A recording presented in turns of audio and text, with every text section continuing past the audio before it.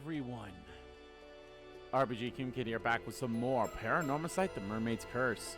In the previous video, we learned the fate of Yuza. And we continued on a different path. Which, okay, I think I'm figuring this out now. Right here, the divergence is us getting the visions of the future. Everything up here, outside of the fog stuff, everything on the top is the quote-unquote current, or that is the bad timeline. Everything that goes down here is the new timeline that we are making, which actually makes me I'm probably gonna play this one again at some point, because this kind of feels like, you know what, I should probably just watch this one again, and especially now with the new information that we have of Sato and Yuza. That's actually going to be a little more interesting, and I'm very curious about what Tsukasa and Azami are going to learn about too, because as of right now, so let's see, right here, so everything that's like right here, so this is all the same, but now that Kiku is dead, we don't have to worry about the tragedy of Kameshima anymore, because our AV dealt with that. We are not done with this area yet either. Current state, Kiku has been killed with mirror. Oh. Ooh. I'm very curious about this. What happens with the standoff with mirror?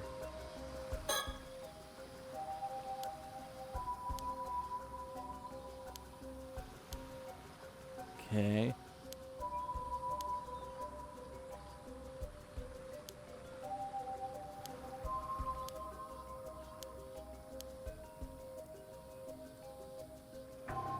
Yourself currently living. Okay, I'm still. I just want to see what happens here.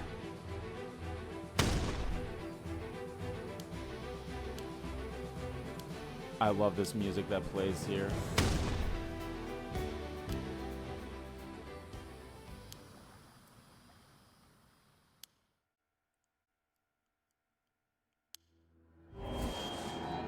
Egads! No. Damn it! Oh, fuck. Okay, so we just die right away. You die right away if you get the mirror. So much for talking. Which is, you know, fair. Arnav Burnham is dead.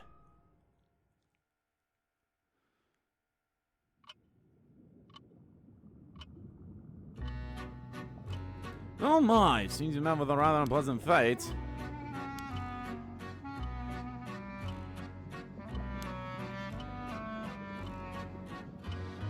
Yeah, the only way to stop Kikuko is Mr. Barnum.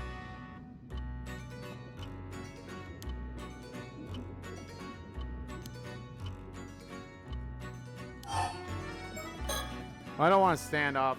Start from here, but oh, so wait, do I have the mirror? Oh, hold on, let me look at my items. I do.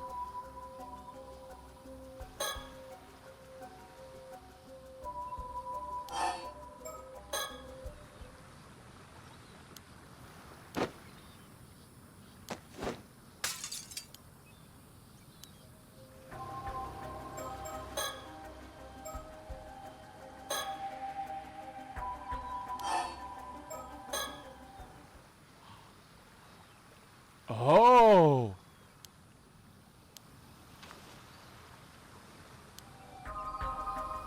Oh.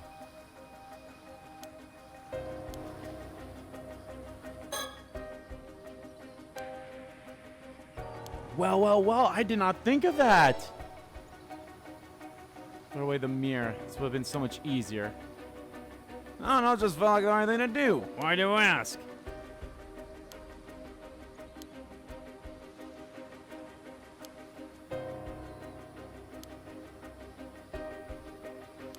Okay, probably just gonna speed run these because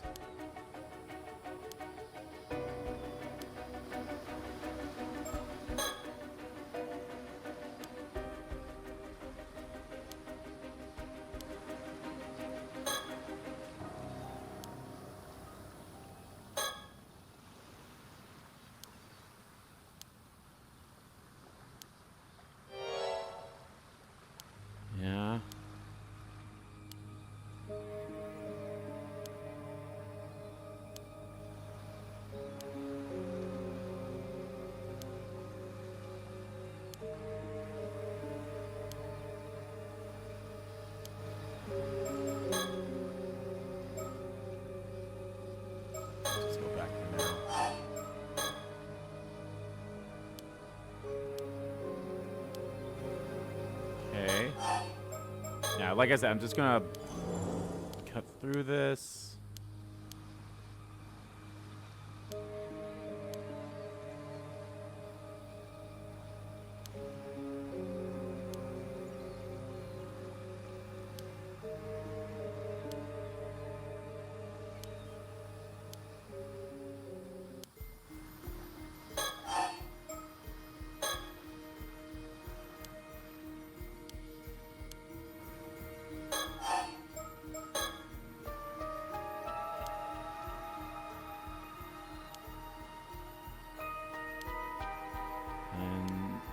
Experience.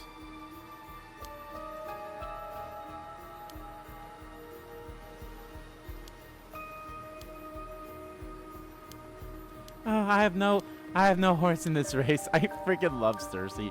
This is still my favorite group here. Actually, maybe too convincing. She thinks I am crazy. Fuck!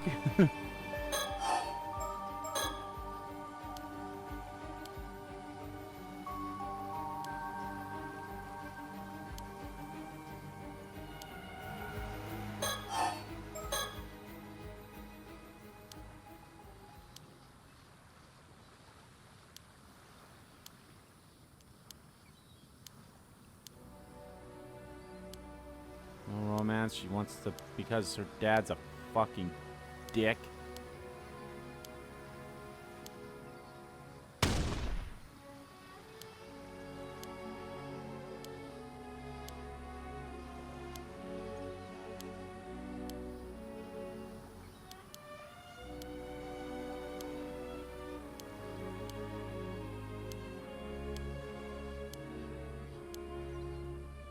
Oh, just holding down B, but I don't want to go too fast in case in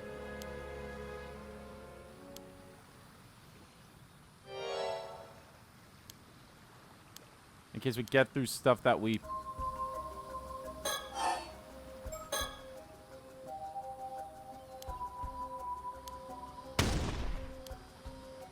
come again.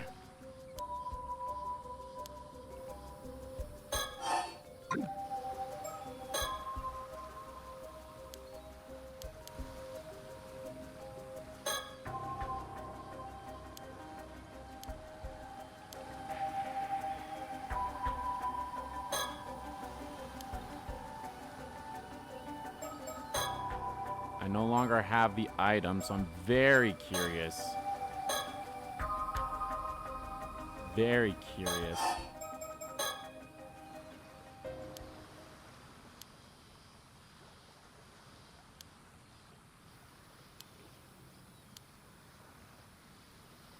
Must have left out the inn.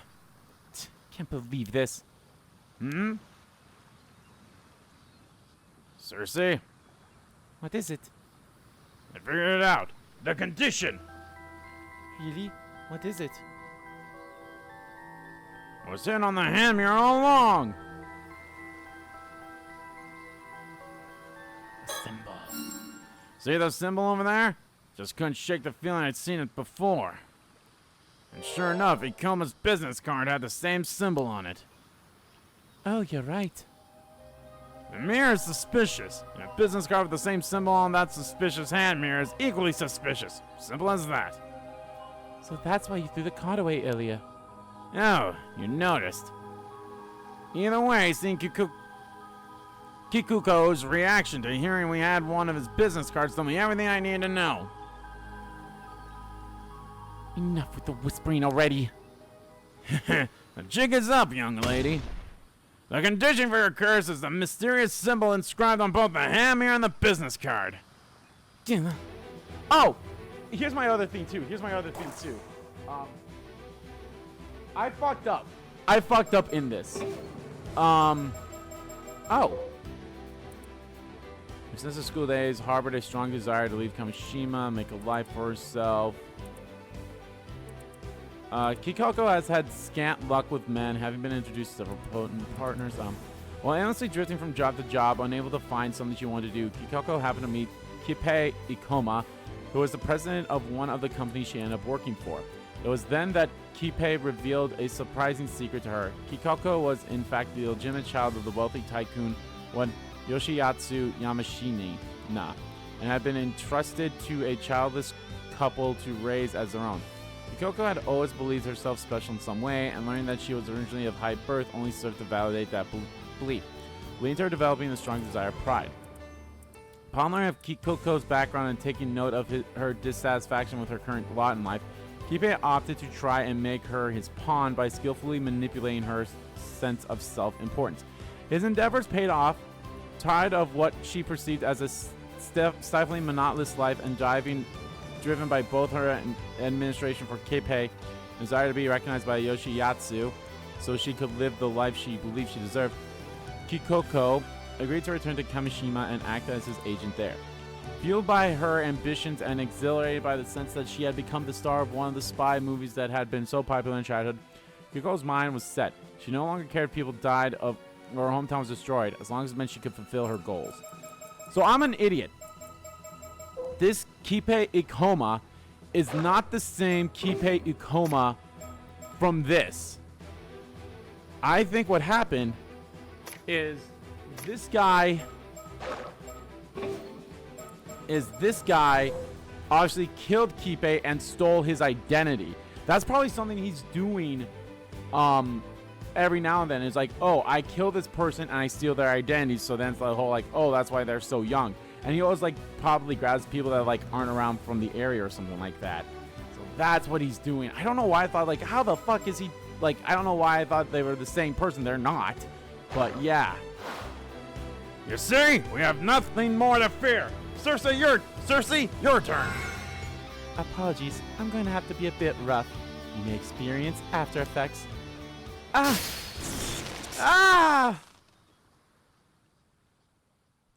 And so, we managed to apprehend Kikoko Tsutsuni. Apparently, Cersei's bind spell weakened those untrained in the spiritual arts and causes them to fall into a dazed, almost intoxicated state. Before losing consciousness, Kikoko quietly surrendered and handed over the curse stone. Unfortunately, it appears she really knew nothing more about mermaids after all. She didn't have any idea how Ikoma came into possession of a curse stone either. To ensure she couldn't interfere any further, restrained her at her home and made sure she would remain asleep for the time being.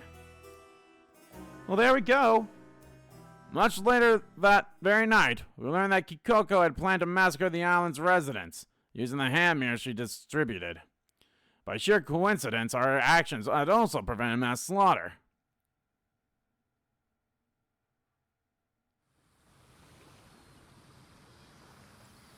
What's it like? Okay, so now we're going through stuff that we've already been through.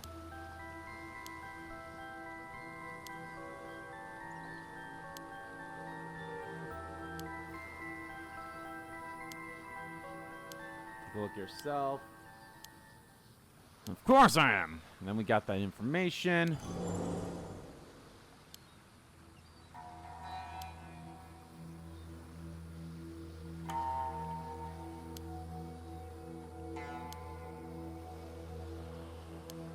Okay. Okay.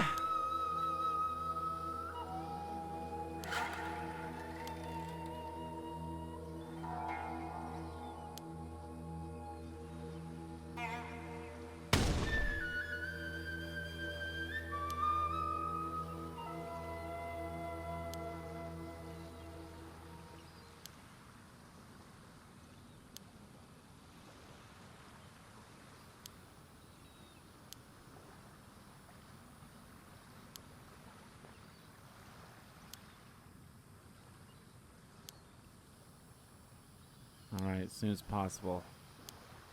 I think we're still gonna end up in this, like, I think we're gonna end up at the same spot with, yeah, see?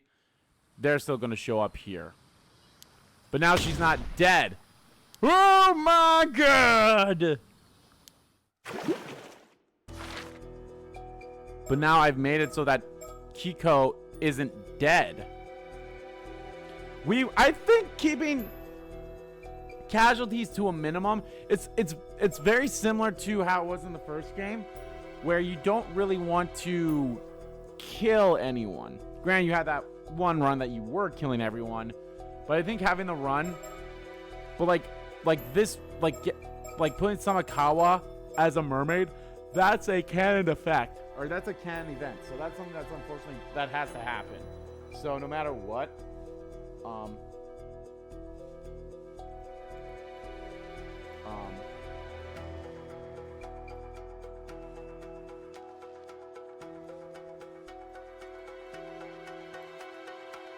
so it's more so like, yeah, this is going to happen no matter what. But any death after can be prevented and changed, or prevented, not really changed, but still.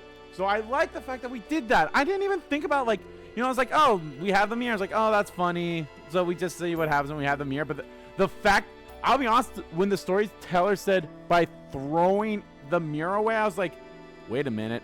Can we also throw away the business card? And we could. I'm like, ah, oh, fuck yeah. So that's really good. Now the warriors are all coming together. What's up with this?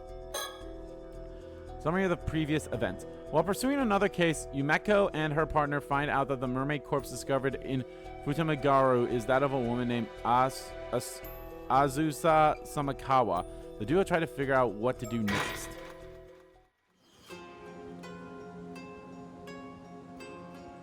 I kind of wish I knew when the path was when like, how long ago did they meet with Sato and went on the island to begin with? Because, aha. Number 7. How many of them are we missing? We have 5 more, baby. 5 more.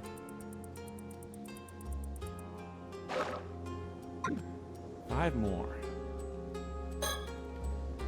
This large bridge span Onowara Bay in Toba City is known as the Onowara Bridge. Really? I hear that the waters of the bay are rich in nutrients, making them ideal for oyster farming. You can see the rafts used floating in the bay. Oh, oysters. Very nice. Oysters harvesting only begins in October, though. I'm afraid they're out of season right now. Oh, darn it all. I knew Issei lobsters were only available from October. I think we won't be able to eat oysters either. Please don't look so sad, Mom. We can always come up again some other time. Oh, sweet. Onoru Bridge. Notable for its distinctive right arch, Onoru Bridge is a 196-meter bridge spanning Onora Bay in Toba City, Mie Prefecture. It was built to have no columns, allowing ships to pass beneath it with ease. The contrast of its white arch with the blue sea and sky and the green of the mountains paints a picturesque scene, making it popular with tourists. The bridge takes its name from its role as a crossing over Onora Bridge. The name is written with the characters for hemp, son of in old Waka poems, as a vessel for divine spirits. As such, the kanji characters that make up its name differ slightly from those used to write Onora Bay. Wait, no, go back. Yeah, here we go. So how many of these things am I still missing? I don't think I'm missing that many now. I'm missing 1. Something between these two, so it's something more supernatural, more than likely. Oh, and that's the only one I'm missing. Sweet. That's the only thing I'm going to miss. And obviously, stuff is still going to get updated as we keep progressing.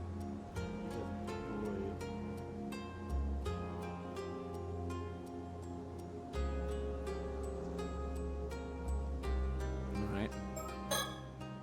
After discovering the mermaid found in Futamagura this morning was in fact Samakawa's transfigured corpse, we had to Ijiki town for further investigation and are now on our way back. This feels like as good an opportunity as any to take stock on our current position and talk about our next move.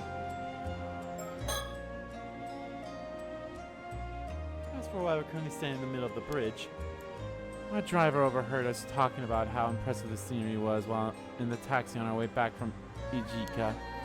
They kindly agreed to wait to allow us to walk a bit and take in our surroundings from the bridge. The view really is amazing though, and the bridge itself makes for a magnificent sight. It would have been Even better if we'd been able to enjoy fresh oysters on top of that. And I've never had oyster. So Soto gives off the impression of being all business. He often goes along with any suggestions I make to stop and take in the scenery. Despite appearances, I think he quite enjoys quiet moments like this. For a moment like this.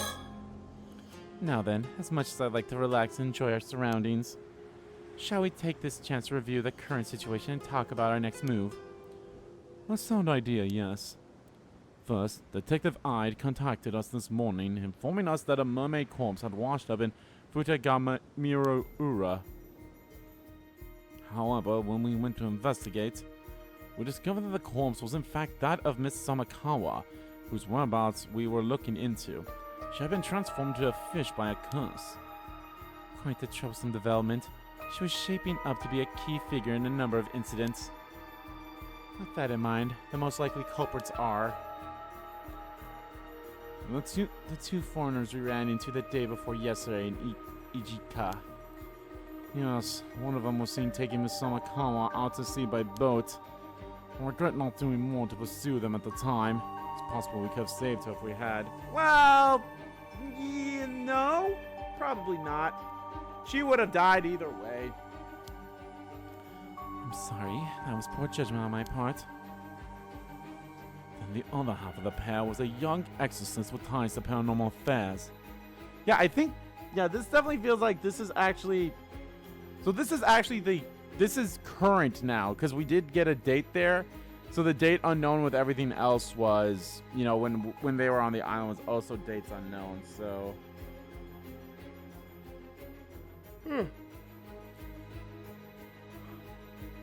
I believe her name was Circe, yes. And that's also quite worrying. I wonder what she could be up to. If it turns out she's been using curses on ordinary people, we at Paranormal Affairs will probably be held responsible. Though I doubt the Bureau would agree to act as custodian for someone who would behave so recklessly. I like to believe some manner of circumstances are at hand, yes. Well, I suppose if anything happens, I can just get the higher-ups to take responsibility. That's what higher-ups are for, aren't they?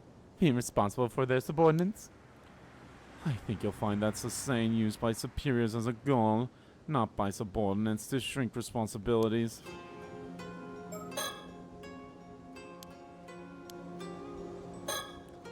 Despite her abilities, I doubt that girl would be able to use the curse of the Forsaken Fish. Regardless of who wielded it, I think it's safe to say that a curse stone was involved. Agreed. We have two people from the same town falling victim to the same curse after all. To be fair, the first one was not our fault. That was the fault of them finding the curse stone. So, take that, science.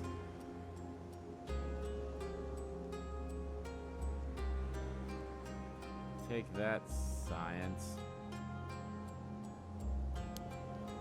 I think it's reasonable to assume this was due to overzealous use of a curse stone. Yes, the first victim was Tomiko Suma, who succumbed to the curse 2 days ago. The second was Miss Samakawa from yesterday. The state they were found in hasn't been publicly disclosed, though still being officially treated as missing. Still, a curse stone housing the curse of the Forsaken Fish. Is something wrong? The curse of the Forsaken Fish is one of the curses mermaids can use, you see. For it to have become a curse stone, the mermaid in question must have experienced overwhelming resentment. An example might be if they were killed while bearing a powerful grudge against someone. Well, it sounds like it would be a rare event indeed. Why do I get the feeling there was a mermaid who died like that, though? Who was it? Feels like the name's on the tip of my tongue. It is Misso. Where is it? Mermaids. No, not this one. Mermaid Mummy? No. Where? No, that's Sato there. Where do they talk about the They talk about the 3 mermaid names. Oh wait, is it actually in this Mermaid Legends one? I think so. Yes, right here. It's Hayase. Hayase is the one. Could it be a memory from that time? Although I imagine many of your older memories have faded by now. What the fuck does that mean?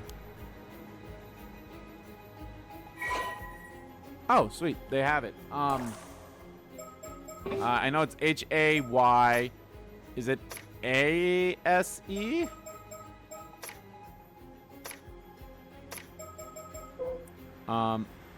Yep, H-A-Y-A-S-E.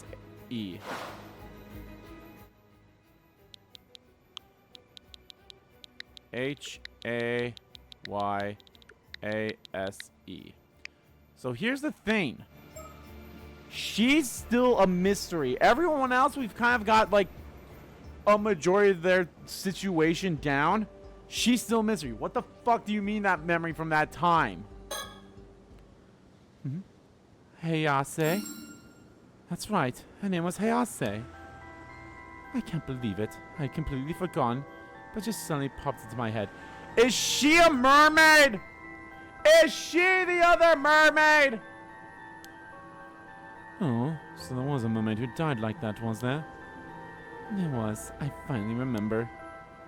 One of the memories who lived near Taishima 400 years ago was called Hayase. She was captured during the invasion of Taishima and died after being brutally tortured. This is the first I've heard of mermaids living near Taishima. Oh right, your ancestor, Harukage Mikoto, must have left them out of his records. The reason Taishima was invaded in the first place was to find those mermaids, you see. I see. I was unaware of the exact reason for the invasion. It's understandable. A deliberate effort was made not to mention mermaids in any of the records left after the fact. I suppose hiding the map inside a mermaid mummy was intended to be a metaphor of sorts. A metaphor re fantasio. Re fantasio, I guess you could say. I can't believe I forgot something so important. But if that curse stone is related to what happened on Taishima 400 years ago, it likely has some link to the curse of the raging waves as well. If we can view the memories contained in it, we might be able to learn more about the curse of the raging waves. I wonder, could the keepsake Harukage left behind using the map have been the curse stone housing the curse of the Forsaken Fish? I see. That's certainly a possibility. In that case, it's not unthinkable someone might have gotten hold of it recently, and there's a high chance it was those 2 foreigners. Alright, we've narrowed down our focus. It seems a change of priorities is needed. Let's find the curse stone for the curse of the Forsaken Fish as soon as possible. That should be the most efficient course of action, I think. Agreed. Can't help but wonder why I suddenly remember that mermaid's name out of nowhere.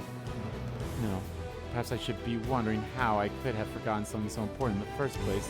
She's either... So here's the thing.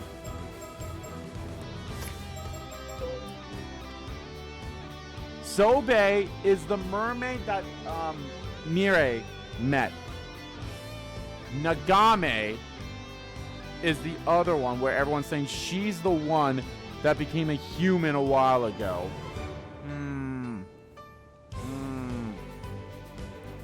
I think that could be the case. Is that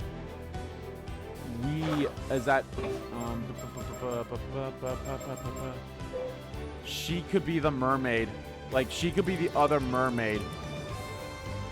Age being a secret, I mean, granted, you know, that could be up. That could be one of the reasons. That could very well be a reason.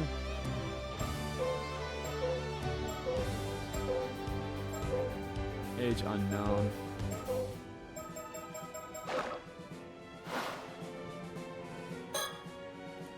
It's looking increasingly likely that the pair of foreigners has the curse stone. Yes, we did just go to eat Ijika to see if we could find any leads on where they could have headed.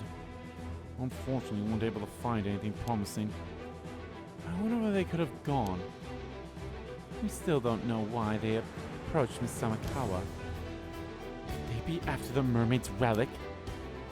If I'm not mistaken, that girl Cersei did mention the relic. Are they looking to take it for themselves? But where would they have headed afterward? Kameshima. Kameshima. That's where they are. What? Kameshima?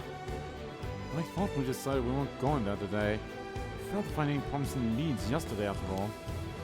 No, something's telling me they went to Kameshima. And I get the feeling this is a hunch I shouldn't ignore. Alright, let's head to the port in Tabo City. We'll catch a ferry to Kameshima from there. Alright, I think now that's probably the end of this section, right? Or are we gonna meet? Yep, the end of this section.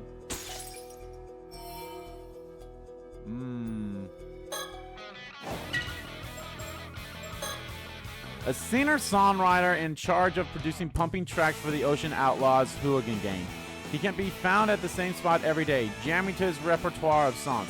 He recently hit it off with Tit for Tat, who admired his work, but he remains unaware of his new fan is a notorious delinquent. This guy? Or no, this guy. Because they hit it off.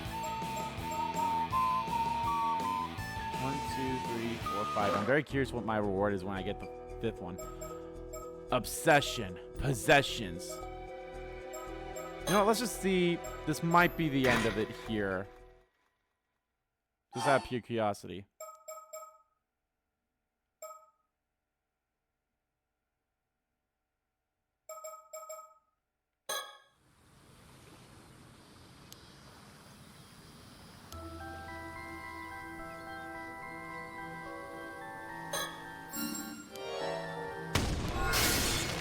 Okay, so there we go.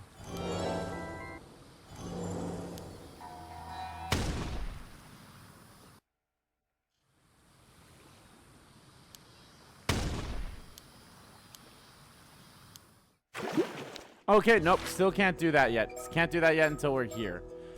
But I'm glad, okay, we now have the... We have that at least. Yumeko believes the key to dispelling the curse of the raging waves lies in the curse of the Forsaken Fish curse stone. She arrives in Kameshima to trace the steps of the 2 foreigners. This is still so far the only thing we have left to do. We don't have this yet, but we know there's something here.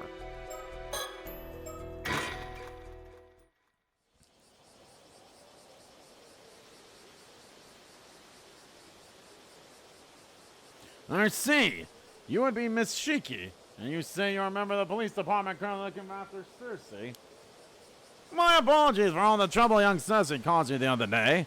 She's quite the mischievous young lady, I'm afraid. Oh, not at all. She certainly has some pluck for one so young. Took us quite surprised, in fact. You would be Cersei's guardian, then? Oh, no. We're related, to be sure. But she's really more my guide come bodyguard, if anything. I see. Since when was I your bodyguard as well? I'm afraid bad circumstances may dictate that we have to take Cersei back to Tokyo with us, though. Is that so? That would be quite the bother. Personally, I'd rather avoid having to do so as well. There's a case here that needs our urgent attention, you see. So I appreciate if you cooperate without any fuss. The bruise on her neck, too, that's also something there, so that might be a hint to her true identity. That would depend on what you ask, I'm afraid. I'm glad I found these two quickly. Having Soto track down their spiritual energy was the right call. Our foremost priority is to find the curse stone housing the curse of the Forsaken Fish, so we can learn how to lift the curse of the raging waves. And, from everything we've learned so far, it's most likely in possession of these 2 foreigners. Soto mentioned when we arrived in Kameshima that the energy from the curse of the raging waves has grown much stronger since we were last here. As such, everything else is on the back burner until we've dealt with it. We need to find out how to lift it as soon as possible.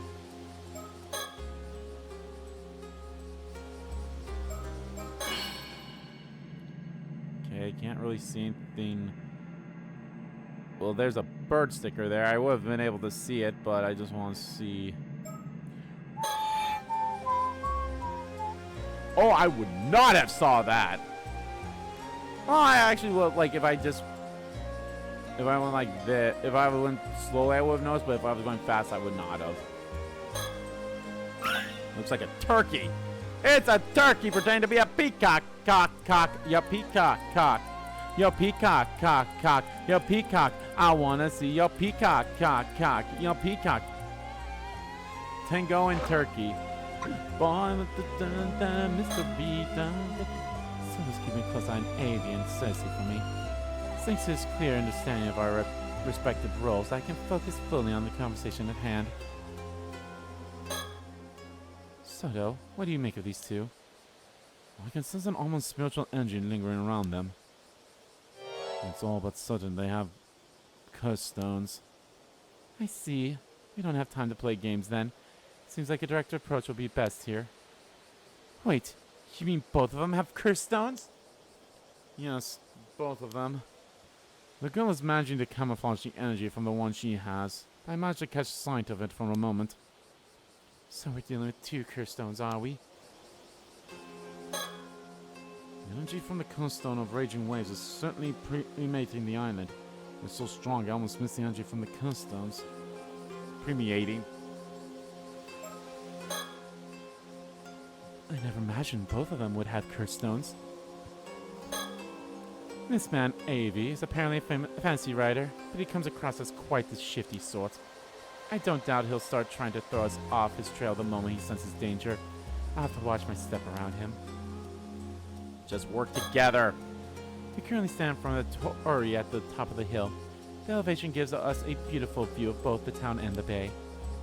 People are starting to gather at the jetty, so we decided to move our conversation here. And hey, the good news is no dead body will be found. Cersei is currently meant to be in the care of paranormal affairs, and has been shrinking her train to travel around the country instead. She's really talented for one so young, and has a lot of guts too. Can't help but root for people like her. More than anything, I know how they feel. I'd like to leave her be if possible. By the way, Cersei, I was told to tell you to return to Tokyo at once if I saw you. What? I don't want to. I thought you'd say that. Well, I was only asked to tell you. No more, no less. What you choose to do with the message is up to you. Thanks, I think.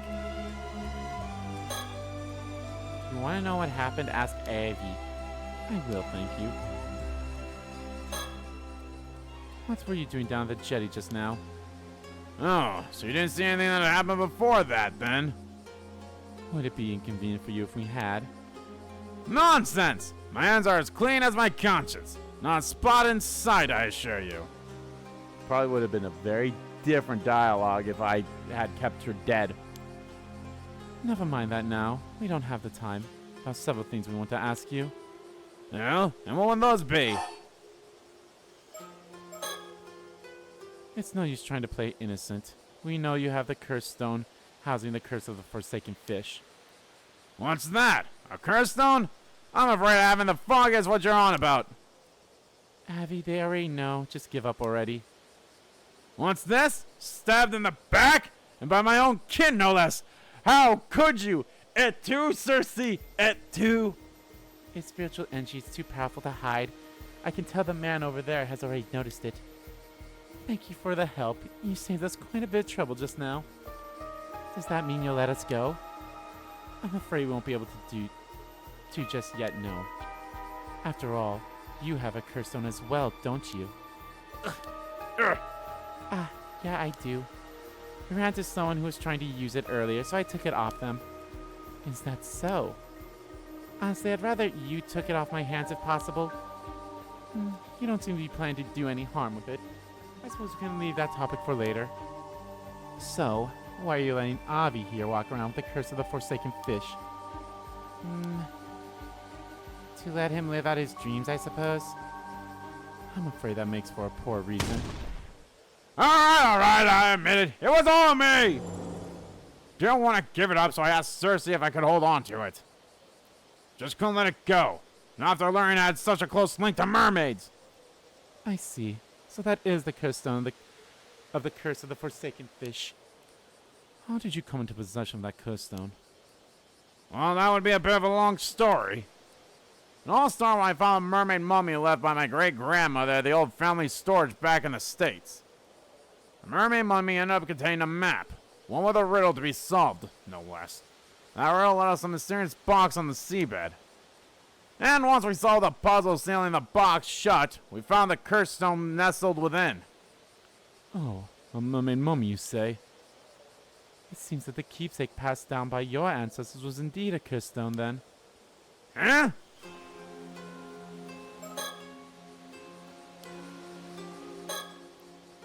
Now, putting your return to Tokyo aside, the biggest issue at hand is whether or not you were complicit in his use of the curse stone. Curse stones are dangerous things. They should be viewed in the same light as bombs or poison gas, and treated with the same amount of care. Allowing one to be used in your presence is also naturally forbidden. You're currently in the care of the Paranormal Affairs. If you're found guilty of misconduct, you'll be subject to punishment under our rules. That figures, yeah. Glad you understand. Either way, it's the higher-ups who will end up taking responsibility, so I'm happy to leave things up to them.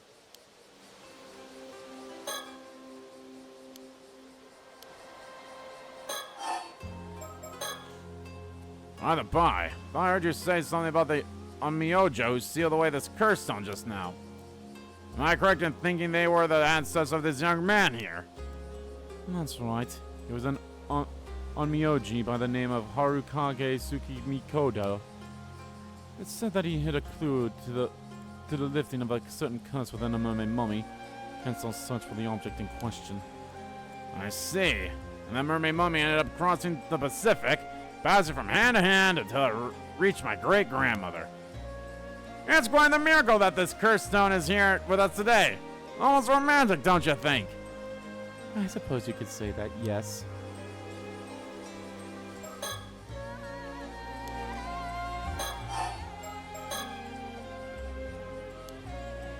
Okay, so that's all we can talk about now. Actually, do you have anything more to say? So we found a map hidden within the mermaid mummy, and found it to find a strange box on the seabed. If the mermaid mummy had remained in my family's possession, we may not have managed to uncover all the secrets it hid. Perhaps it's for the best the map passed into the hands at the end. As much as I'm reluctant to admit it, you may be right. Although I get the feeling that Avi will let it go to his head, so perhaps we should keep this to ourselves.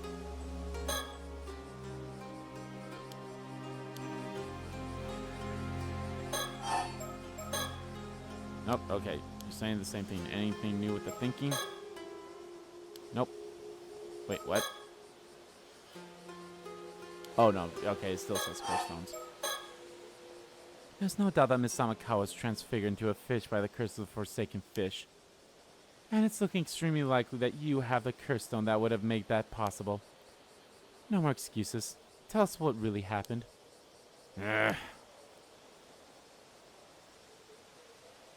Alright, you got me. I'll talk. Though don't blame me if the tale ends up being too incredible for your ears. I see. It would seem Miss Samakawa had quite the twisted obsession with mermaids. And you sought to grant her wish by using the curse of the Forsaken Fish. Is that right? Correct. I knew exactly how it feels, you see. The burning desire to see your dreams realized, and the overwhelming despair upon learning that they can never be. The desperate hope to see even the slightest part of your wish fulfilled at the end. Perhaps that's why I couldn't ignore her wish. To wish to meet her end at the hands of a mermaid's curse. Hearing Miss Samakawa's favorite plea and seeing her cast herself into the water like that, I knew this was the ending she wanted for her tale. And so I decided to grant it. An eulogy for a woman bound by her lineage and consumed by her obsession.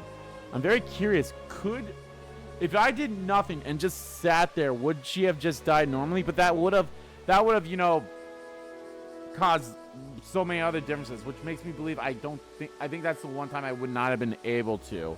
Like, no, you have to use your curse. There's no other way to progress. Like, you can sit there for like 20 minutes and nothing would happen.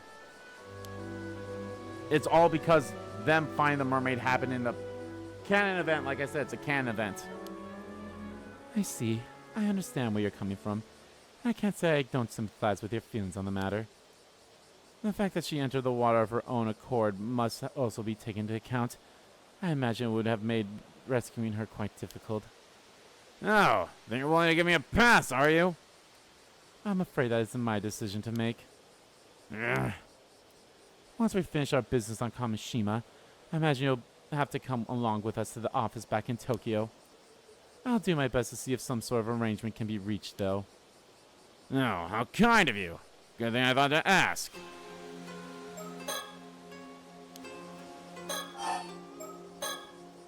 Thank you for telling us what happened with Miss Samikawa. As of now, I don't see any reason to doubt your versions of events. My thanks. I'll leave the negotiation up to you, then.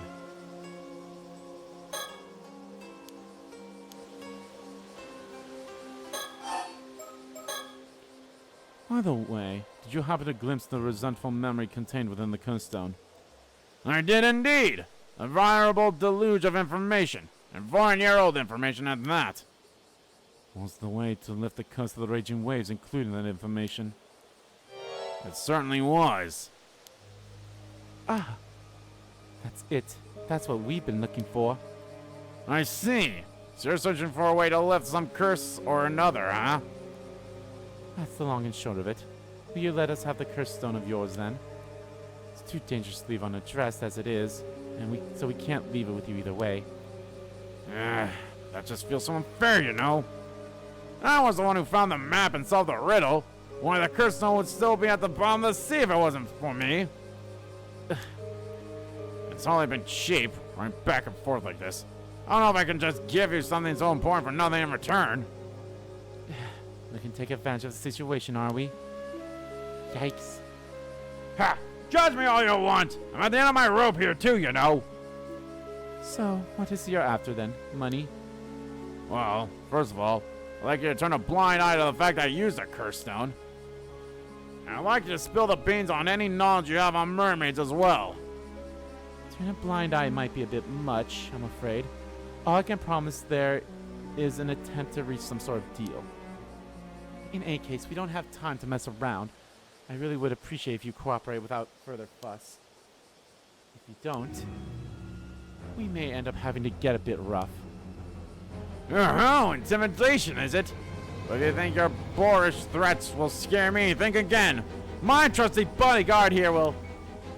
Sorry, but no. I don't feel well, and we're at a disadvantage here anyway. Oh my god! Over before it even began! A wise decision, young lady. So that's your game, is it? Abusing your authority to seize the property of a defenseless, powerless civilian. State violence! State violence, I say! You do have a curse stone, though. I doubt anyone would object to use of force against an opponent carrying a lethal weapon. What, seriously? This is really the end of the line, then? Well, if it's really just information on mermaids you want, I'm not opposed to telling you that much. Only within the bounds of what I know, though. Would that be acceptable? What? You really mean it? Really? Huzzah! Now that's an offer I can't refuse. Consider this deal done and dusted. Ma'am, it's best if we can get things settled without a fuss. Besides, I don't think it should be a problem now.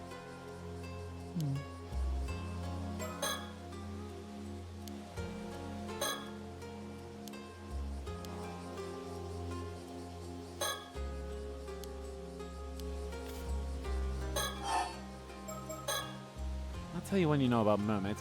In exchange, you'll hand over your curse stone. Do we have a deal? We do indeed.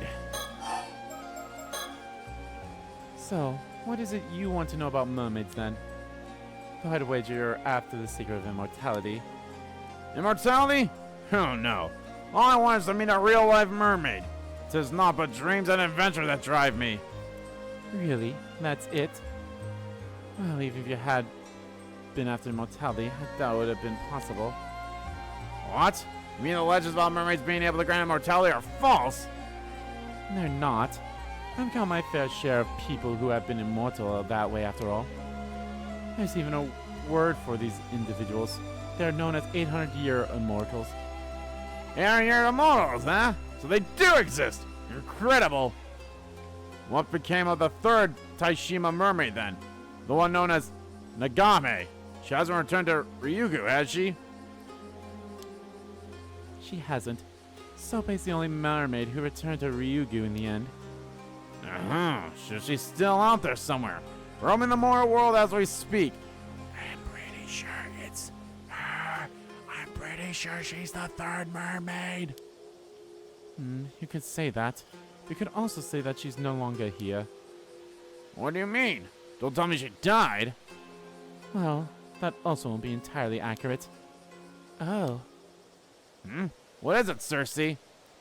I think I've got it. Figure it out, have you? What, really? What do you mean?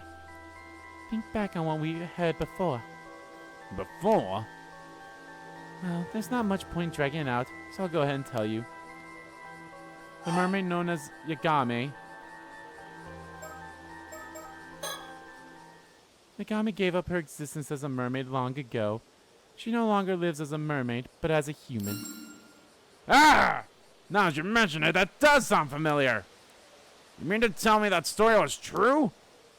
Oh, you heard of those events before. I suppose Miss Samakawa must have heard about it from Sobe. But could a mermaid really become human? Mermaids are originally from another world, right?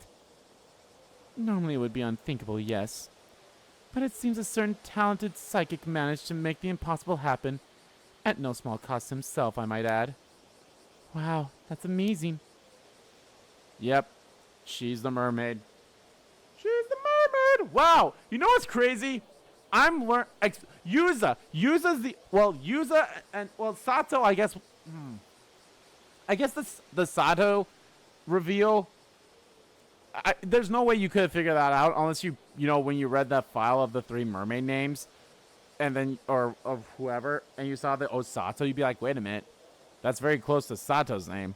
That's, I mean, they also do flash it to you, too, during that moment. It's like, hey, look at this.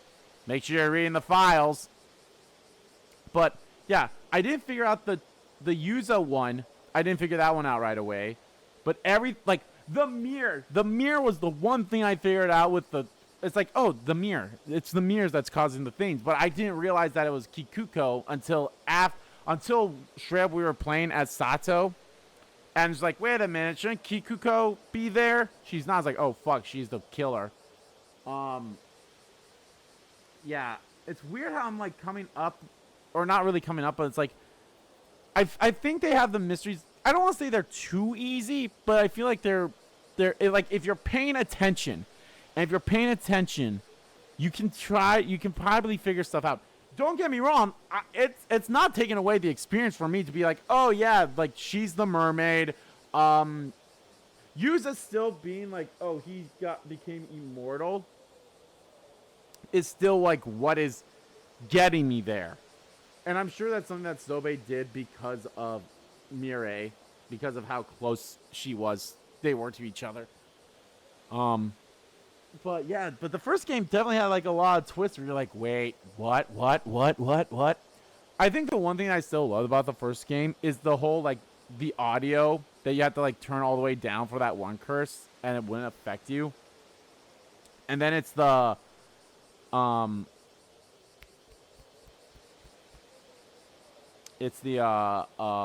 when you talk to your friend during the seance, it's like save and all that stuff, and oh, that was cute. I love that too. And that one had a really good twist too in the end. So I still think this game's going to have some mind-blowing twists and be like, what the fucks? So I'm not too worried about that. Can't understand why she would do such a thing though. Why not remain a mermaid? Seems like a bit of a waste to me. Well, Nagame was a bit different from the other 2 mermaids you see. They were serious and dutiful, but Nagame was strongly drawn to the mortal world and to the humans who lived in it. I suppose you could say that she was the opposite of Miss Samakawa in a way. You don't say! She's straight up the inspiration for Ariel. More than anything, it seems she was practically drawn to the idea of becoming human, finding the person of her dreams and marrying them, of getting to be their bride. That is pretty cute dream to have. I guess not all mermaids are the same, huh? Indeed! To think that mermaids could harbor the same hopes and dreams as humans do. I must say, she sounds quite relatable. Perhaps. I imagine she was viewed as quite the odd soul among her kind, though. Then a few decades ago, Nagame happened to meet a certain psychic. The two soon fell in love. And Nagame, who wanted more than anything else to become that man's housewife, asked him if there was any way she could become human. The psychic searched far and wide for a way to grant her wish, and after decades of toil, he found a secret art that would allow her to do so. Oh, such unconditional love, such ardent devotion. A mermaid who wishes to become a human to be with the love of their life. So what's the price that her husband had to pay? That might explain why he's never out and about, but so is her. Well, it's like the tale of a little mermaid reborn in the modern era. Truly a story to grip the heart. How could I not root for them with everything I have? Are you sure? I mean, we don't have a mermaid to look for anymore, you know? No matter! If it was for the sake of such inspiring passion, then I care not a whit. So, Nagame became human in the end, yes? And the two of them lived happily ever after? I refuse to accept any other conclusions! Well, that's more or less what happened. So I can say with certainty that Nagame, the mermaid, no longer exists. I see. So she's still alive out there, as a human. What a beautiful tale. Why, I wish I could meet her solely to offer my most heartfelt congratulations. No, I think wedding gifts are in order. Avi seems to be enjoying himself, but this means there's no chance of us meeting a mermaid anymore, right? Now that you mention it, that is a problem. I thought so. A question, Miss Shiki. I don't suppose there would be a way for us to go to Ryuga and meet a mermaid there, would there? I'm afraid not. It's impossible for a flesh and blood human to cross over to the eternal world. Indeed, you'd have to be dead to have any chance of getting there. Oh my god! Yeah, just as I feared. There's little point in getting there without a life to savor it. I don't know. Does that mean there's a chance that Mr. Makawa was able to make it to Ryuga in the end? That I don't know. Not everyone ends up in Ryugu after death, after all. I see. And I suppose we'll have to hope that she was able to meet the mermaid she so admired in the afterlife. That would be all I can tell you. Are you willing to give us your curse stone now? Well, knowing that we have no choice of meeting a mermaid now has thoroughly dashed all hopes and dreams. But you did share with us a most charming tale of mermaid love and longing, so I suppose I can't complain. Here, the curse stone. Thank you. Pseudo, could you take a look at it for me? Very well. Are we also going to get the other curse stone? I see. If you don't mind, there are a few details I'd like to confirm with you before continuing, Navi. Very well. Go ahead and ask anything you like.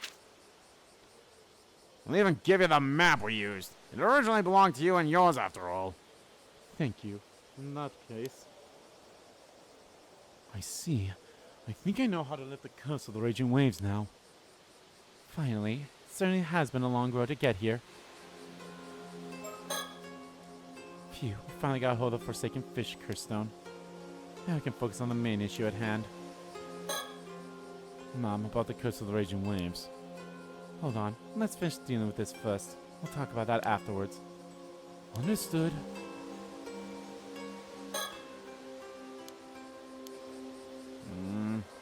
We still need to get your curse stone unless you already gave it to us. Still, you certainly are knowledgeable about mermaids. Where on earth did you get all this information from? Well, let's just say I have my sources. Suppose we can put this down to the vast knowledge of the Paranormal Affairs Bureau as well, eh? He hasn't realized yet. What do you mean? It's nothing. Don't worry about it. She knows. She knows.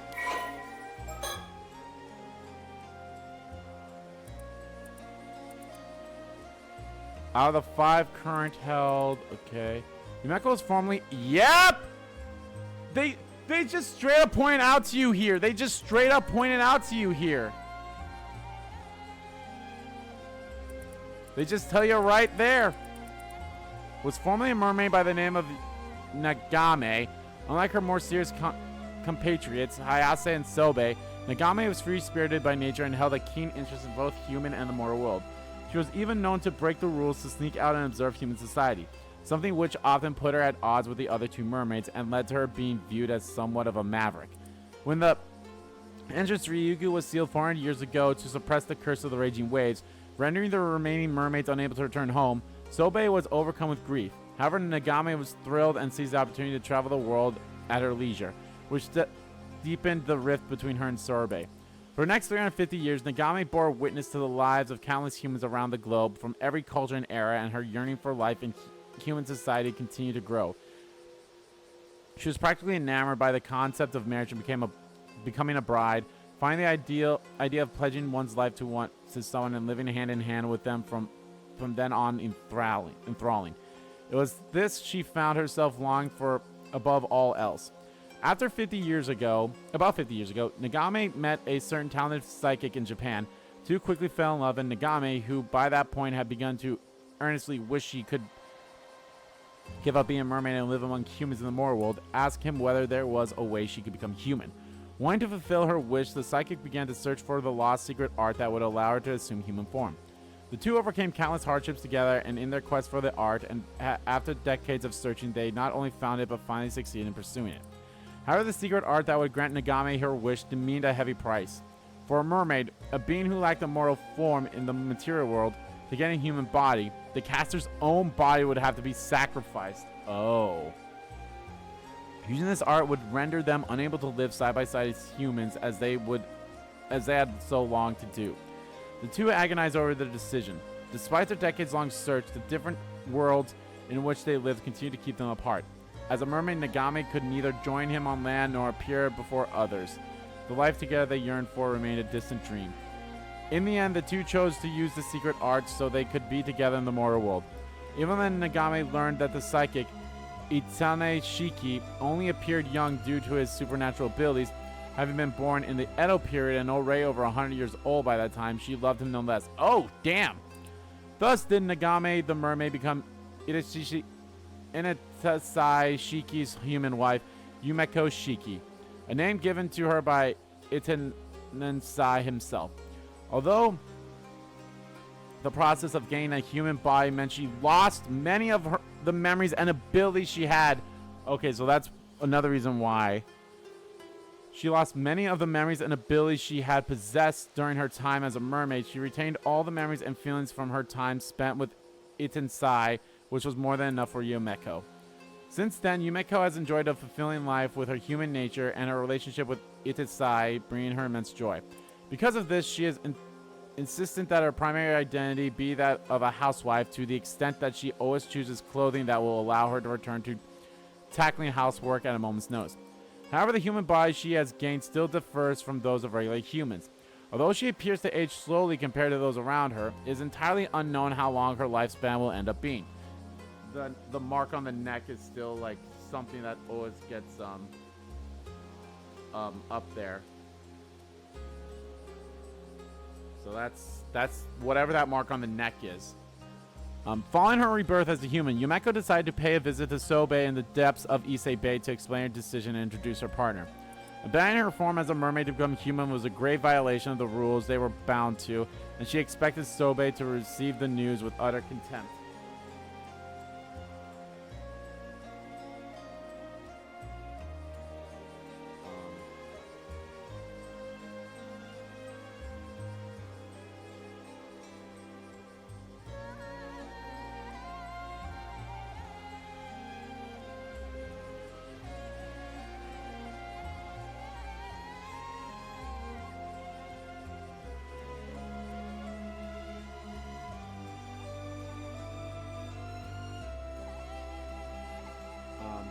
But her expectations were pleasantly subverted. Sorbet herself had since forged her own deep bond and love and trust with Mare Minakuchi, one that similarly transcends their respective species, and understood her feelings. Thanking her for introducing Itsane to her, However, Sorbet never showed herself to Yumeko again after that. After many twists and turns in their quest for happiness, the spirit Itsane Shiki, who sacrificed his body so that Yumeko could live as a human, he has come to dwell in the body of a small dog, and he continues to enjoy retirement and a quiet life at Yumeko's side in his house in Tokyo to this day. Even before his retirement, and despite his current form, he remained an active force in the industry, having devoted his time to such things as taking Soto Kiryu on as his protege after discovering his potential, assisting with management of the Paranormal Affairs Bureau for old time's sake, and sending Yumeko, who knew to the bureau and the work it did, to help out as one of his members. Okay. Why is he in a dog?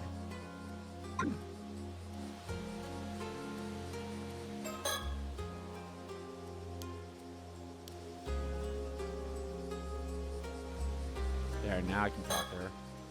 Let's move on to the topic of Cersei's Curse Stone, shall we? Oh, right. Here it is. One of the locals we ran into earlier was planning to use this curse stone to cause a massacre, so we confiscated it. Goodness, that's far more disturbing than I was imagining. Sounds like you were lucky to escape unscathed. Where's this local now?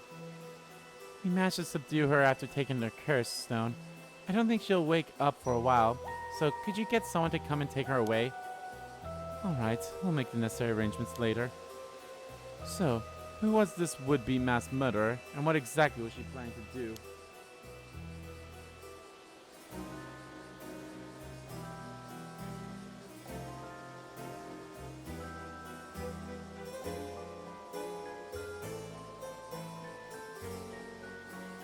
She said her name was Kikuko Tsutsu. She didn't have any spirit sense to speak of, though. She tried to use her curse stones to get Avi to tell her about what he knew about mermaids, but we managed to fend her off and take it from her. That's right! She had hand mirrors and business cards marked with a symbol that serves as the target for the curse, and hand them out around the island in advance for whenever she needed to activate it. I'm very curious then, how the hell did Tsukasa still have the mark on her even though they got rid of the mirror? Did she have the business card too or something? A premeditated crime, in other words. And quite a thorough one too. And that was quite a dangerous position you were in. I'll say. If you're gonna call out her intentions, no doubt I'll be sleeping with the fishes by now. Or she would be. Again, this is going to be an interesting scene to see about if no one did what I did. Because I would not. The only reason I went back there was like, I'm very curious about like what the signs is. They're like, oh, hey, then it has the mirrors. And I was like, okay, we'll just see what happens when I die with the mirror. And there we go. That's what happened. And then the fact that the storyteller said, oh, yeah, you should get rid of it. And then I looked at the business card. I was like, I'm like, yeah, let's get rid of that too. So, again, the fact that I did that, I feel like is like, yeah, very different indeed. Although I'm curious if they would have, like, maybe that's what they'd want you to do too. So, at some point, oh,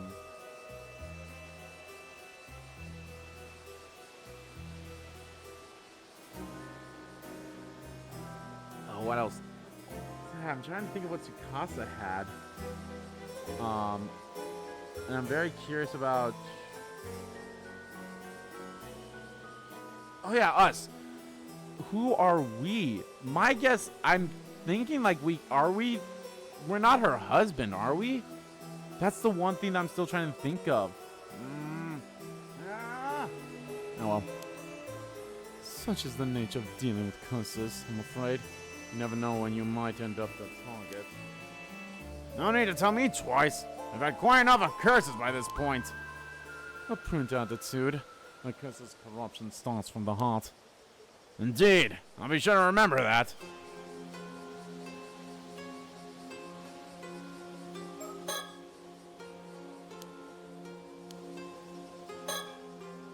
Did you learn what this Kikoko was after in the end?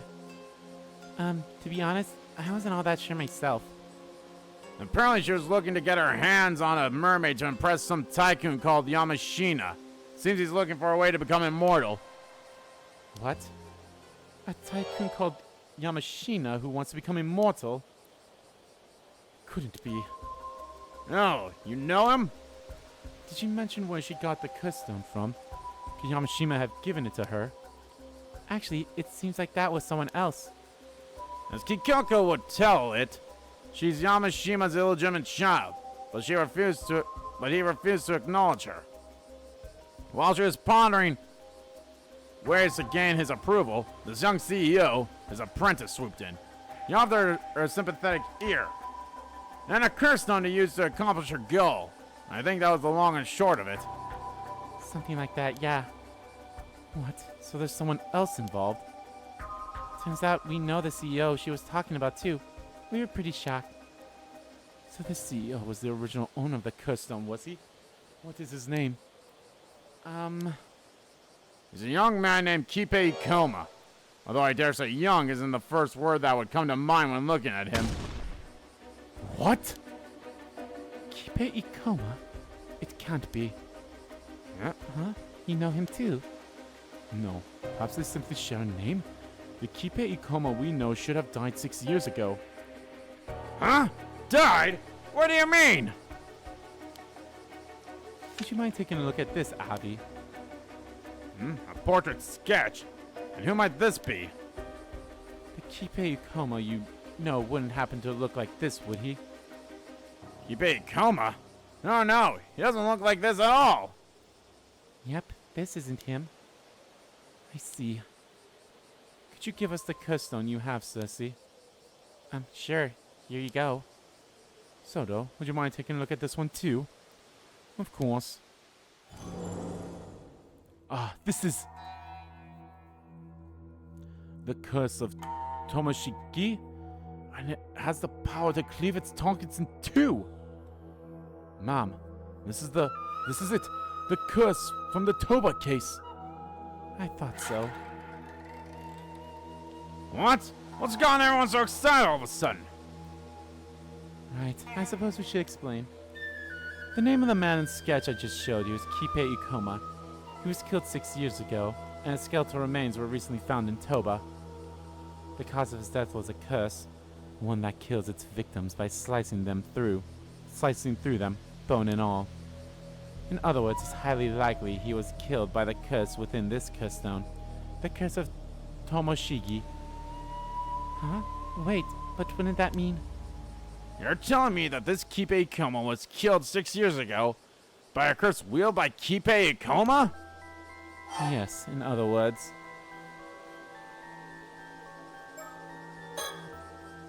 The Kipe Ikoma you know, the company president, is a different man. He used this curse to kill the real one 6 years ago and assumed his identity. Oh my god! I know he didn't do the face, but... Holy shit! There we go. What? You're telling me it isn't the real Ikoma? I see. So that's how it is. In that case, just who is the man calling himself Kipe Ikoma now? I can't say, but it seems like he's quite the dangerous fellow. Good thing we managed to take his curse stone, I say. Yeah, at the very least, we shouldn't have to worry about him using this curse anymore. By the way, I believe you said that this Ikoma is Shiatsu's Yamashima's apprentice? If that's the case, and Yamashina had someone working for him who had a curse stone, could Yamashima have been pulling the strings from behind the scenes? It's possible. We should get in touch with Detective Ide and see if he can't take Yamashima in for questioning. With any luck, we'll be able to detain Ikoma as well. Is something wrong? We kind of already told Ikoma about the Forsaken Fish curse stone. He did help us out earlier, after all. It only felt fair. I suppose we can assume that that information has reached Yamashina as well, then.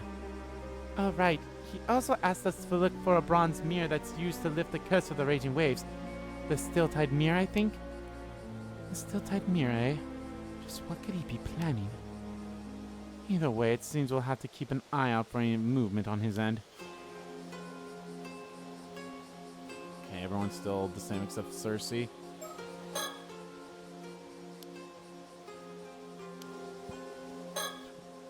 Ah, yes. We were hoping you could do us a little favor, Cersei.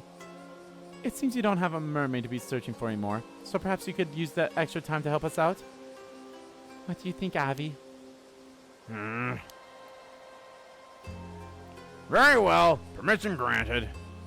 How kind of you. It's nothing strenuous, I assure you. We just want you to find out Kipe Ikoma's current whereabouts, that's all. Oh, so just an RNA chore then. We want to focus on gathering the curse of the raging waves lifted as... Getting the curse of the raging waves lifted as soon as possible, you see. It would be a huge help if you could pin him down in the meantime. He's definitely up to something, and most importantly, you know what he looks like. We'll ask the detective from my police to look into things there too, but one can never be too cautious. Both his true identity and goal remain unclear. Be very careful when dealing with him.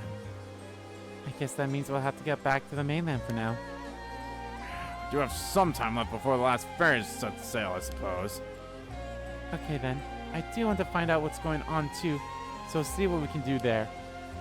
It seems we'll be helping you out with your work then. In that case, please do consider putting in a word on my behalf. Alright, I'll see what I can do. We appreciate your help. If you learn anything of note, leave a message at the station, alright? Got it. The warriors are slowly coming together. I suppose we should see about lifting the curse of the raging waves then. Let's get in touch with Detective Ide first. We can find Wakamura after that and see if we can't get him to cooperate. Understood. Let's be on our way then. Are we done or are we going to keep going? Alright, we're done. There we go. Point of contact. Ooh, is she gonna...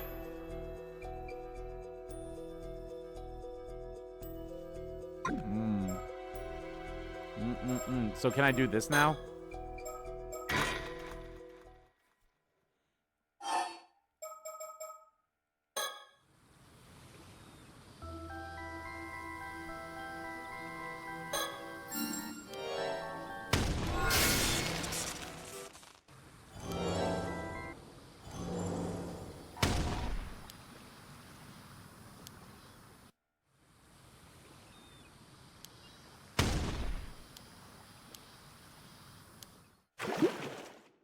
No? What am I missing?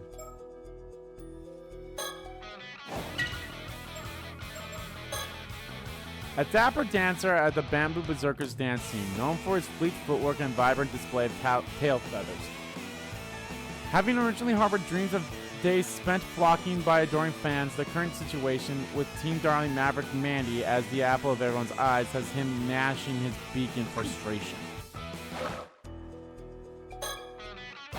The wrong button.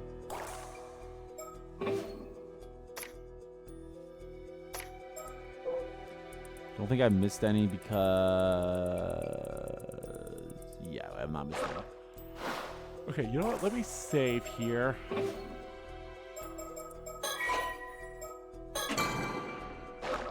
And let me check something. Let me... You know what? Let's do this with...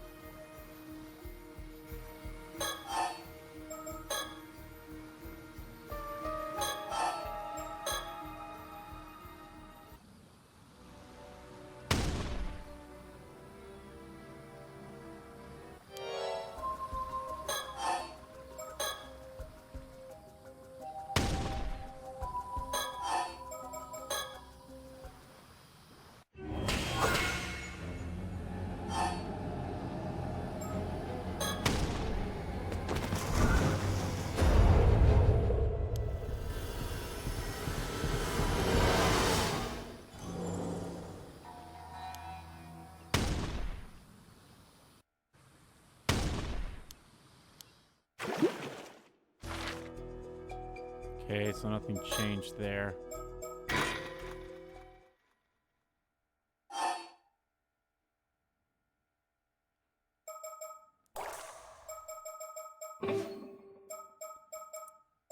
So nothing changed.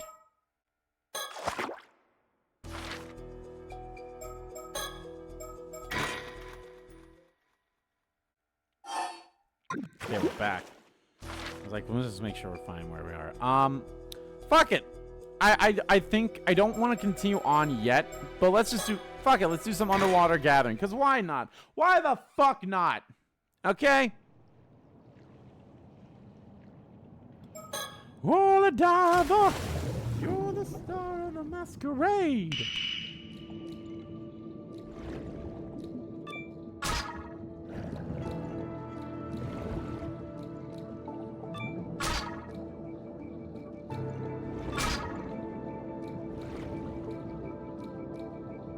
I thought I saw something up there.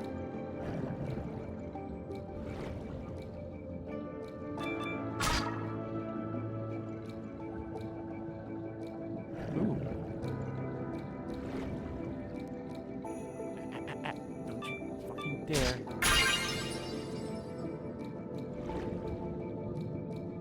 Jump for the tiger.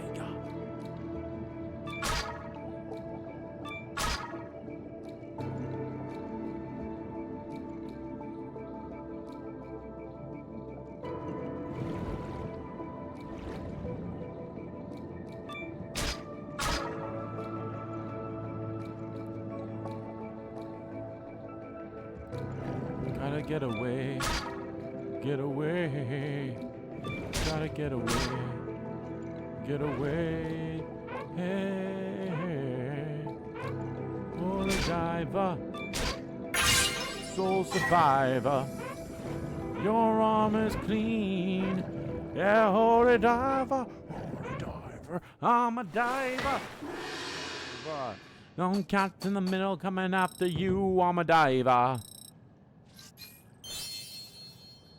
Let's get to rank 20, because fuck it. You know there's no reason for it, but do it anyway.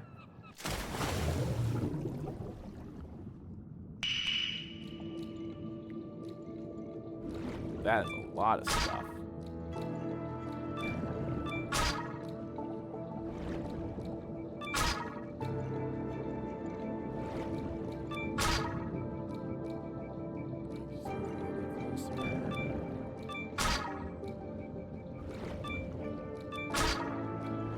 Ride the tiger. Shit. Took me too far.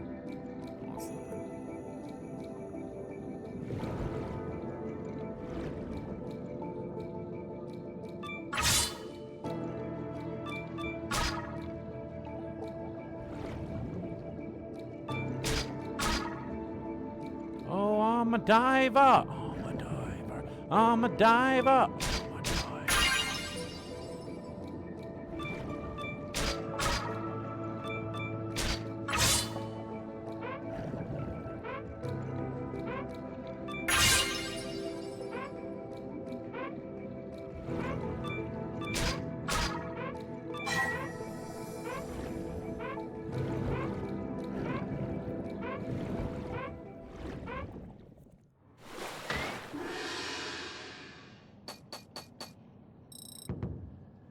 I almost got another bonus.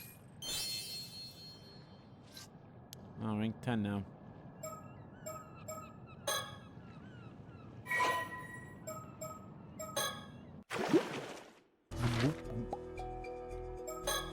There we are.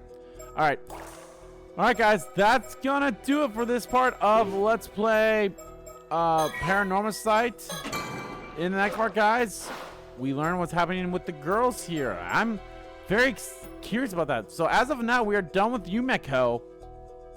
And we learned the fate of all three mermaids now. I can't... It's one... As soon as I did this, I'm like, wait a minute. Could she be the mermaid? Is she the other mermaid?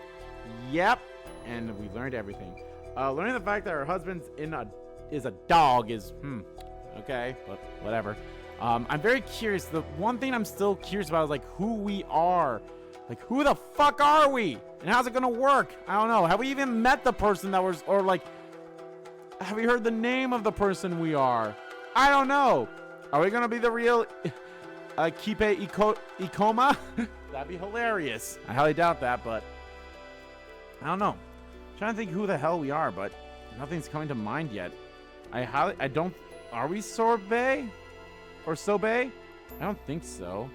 We could be, but I don't know. We can be a Sobe. We could be could we be Yuza's mother? I don't know.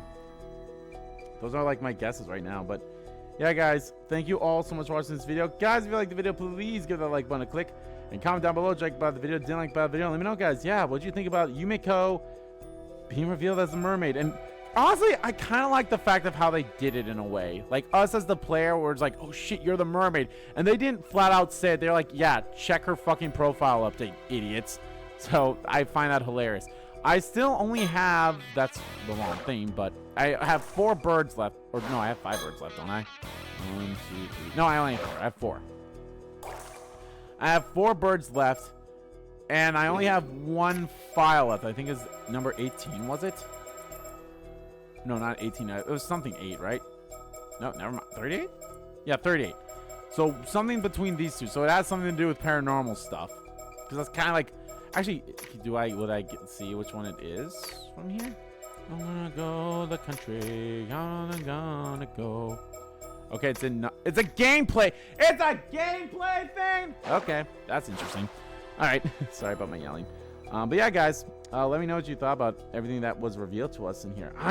This game. I think I am liking this game a little bit more so the mystery aspect. If I'm being honest, like, I feel like the mystery of this game is nothing wrong with the first game. The first game also had a good, overarching and all around the mystery as a thing too. But this one just feels right, This one just feels like, hey, yeah, this is the right stuff that you're saying. This is the right stuff you're doing and all that stuff. So I really like that. So I think that's pretty cool. Or not that. I mean, the mystery is like, it's an ever-present thing. And yeah, the first game had that too, but it was more so like, it was more so tied about all these other mysteries, and then eventually it's like, okay, here's where the link is. While here's like, we learned these small mysteries early on, and we learned how they're tied together too, in a way. So it's like much sooner. Again, nothing wrong with the first game. I think the first game's still fantastic, but I really like this one and how they're doing stuff too. So I really like that a lot. But yeah, guys, let me know what you thought about it. And as always, guys, hit the subscribe button so you don't miss a beat. And subscribe to my main channel too. That's in the description below. As well as follow me on Twitter. Both my main Twitter, the RPG Kim Kid Twitter, are in there too. Thank you all so much for watching once again. And I'll see you all next time.